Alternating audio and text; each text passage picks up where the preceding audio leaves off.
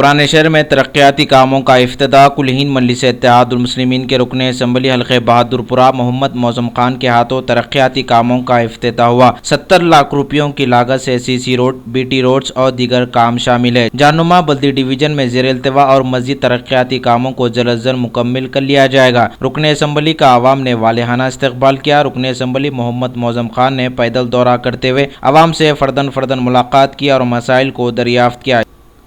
Bahadurpura constituency के अंदर Jahanuma division में 70 लाख रुपए के कामों का इनॉग्रेशन किया है। ये GHM greater Hyderabad municipal corporation की जानिब के कामा है।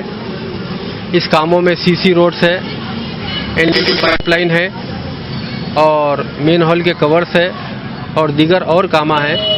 टोटल इसकी लागत 70 लाख रुपए की है। मजलिस इत्तेहादुल मुस्लिमीन हमेशा से जितने डेवलपमेंट कॉन्स्टिट्यूंसी में ज़रूरत है उस सारे डेवलपमेंट को कर रही है।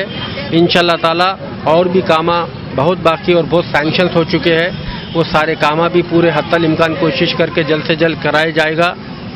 इसके अलावा आज मजलिस इत्तेहादुल मुस्लिमीन जहाँ पर भी आवाम को तकलीफ़ होती है वहाँ पर मजलिस इत्तेहादुल मुस्लिमीन के तमाम सुदूर मोतमदीन मौजूद रहते हैं।